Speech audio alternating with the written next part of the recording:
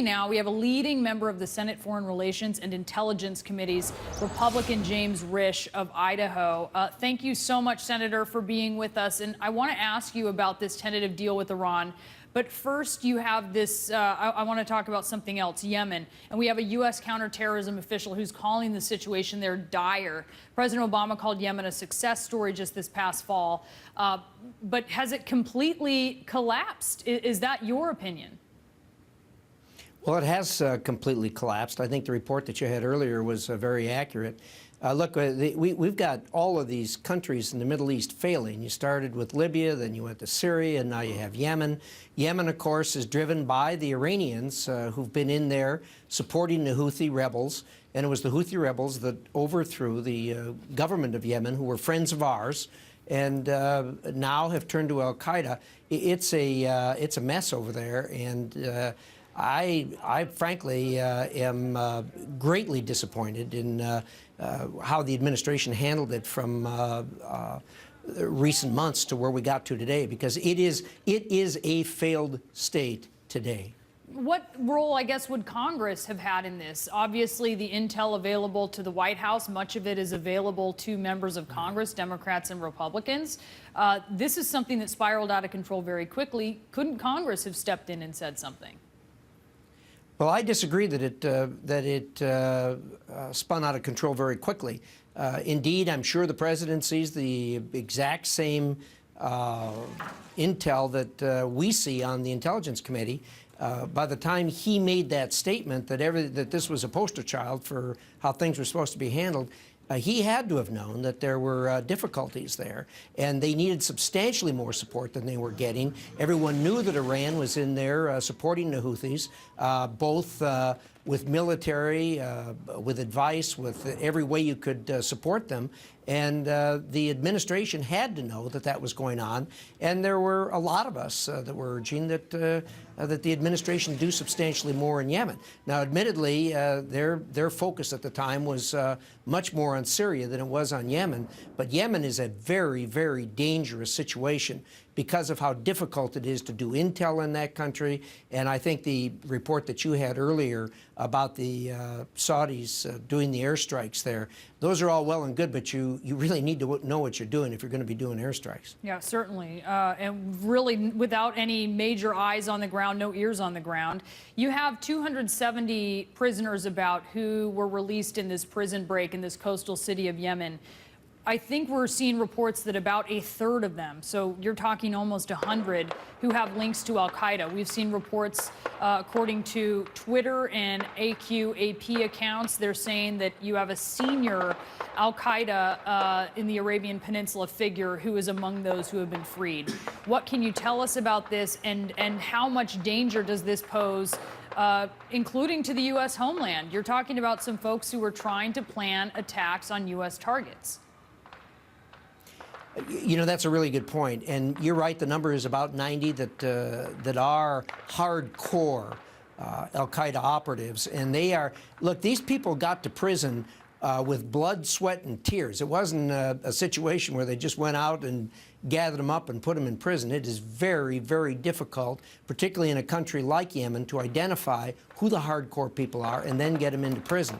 It is very disheartening to have gone through all of that, get them into prison, and then in one fell swoop, after the Houthis take over, they go in and let them back out. These people are going to go back to fighting against the United States. And indeed, your point about a danger to the American homeland is well taken, because it is well known that Yemen is a hotbed of activity trying to bring down an American airliner. The recent plots that have been uncovered in that regard, the attempts, the near misses, every single one of those have originated in Yemen. This is a serious problem, not only for the region, but for America. All right, and just before I ask the next question here, I do want to take note, and you can see on your screen, we're watching a tornado warning. This is near Nashville, Tennessee. It's actually northeast of Tennessee. We'll be monitoring that as we continue on talking about our top story, one of our top stories here, Yemen. Senator, so Yemen, obviously a hotbed, as we've been talking about, for terror. But when you have Saudi airstrikes taking on Houthi rebels, Does that leave a vacuum? Does that leave breathing room for Al-Qaeda and the Arabian Peninsula to really get its stuff together more? Well, I think more importantly what it does is it distracts from other things that we need to be doing, such as in Syria and in Western Iraq, where things are also getting very bad and going from bad to worse. That's a problem there. Having said that, I mean, things can't get much worse in Yemen, where the government failed and the Houthis have taken over. I mean, every day you pick up the paper and something like them taking over the palace or the government buildings, or the American embassy vehicles, those kinds of things. It happens every day, and it can't get much worse there, really. I wouldn't call it a vacuum as much as it is just a failure of the people that we want to see in control in that country. Yeah, and so key in that region. We have many more questions to ask you, Senator Risch. Stay with us. We're going to get in a quick break, and we'll be right back.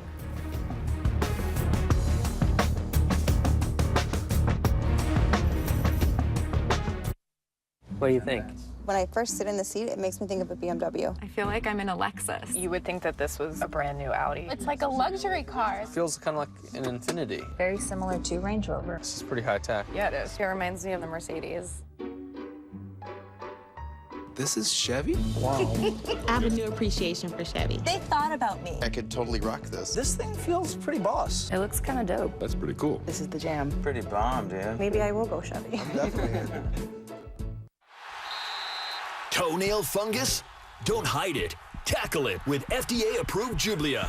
Jublia is a prescription medicine proven to treat toenail fungus. Use Jublia as instructed by your doctor. Once applied, Jublia gets to the site of infection by going under, around, and through the nail. Most common side effects include ingrown toenail, application site redness, itching, swelling, burning or stinging, blisters, and pain. Tackle it. Ask your doctor now if Jublia is right for you. We ask people to tell us something that happened in their past and something that might happen in their future. The good things were put on yellow magnets and the bad ones on blue. The results show the past was a pretty even mix of good and bad, yet the future was almost all good things.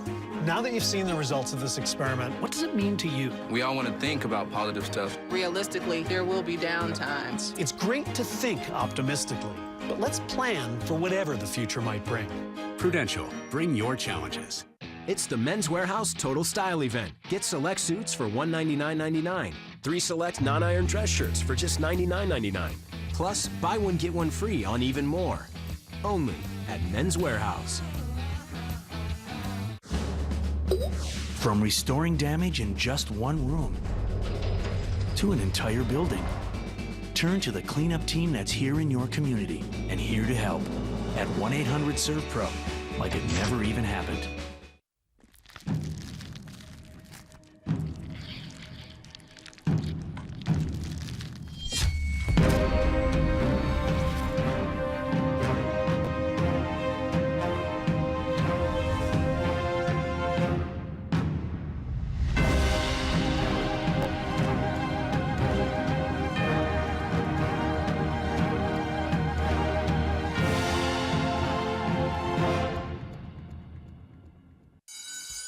Good job.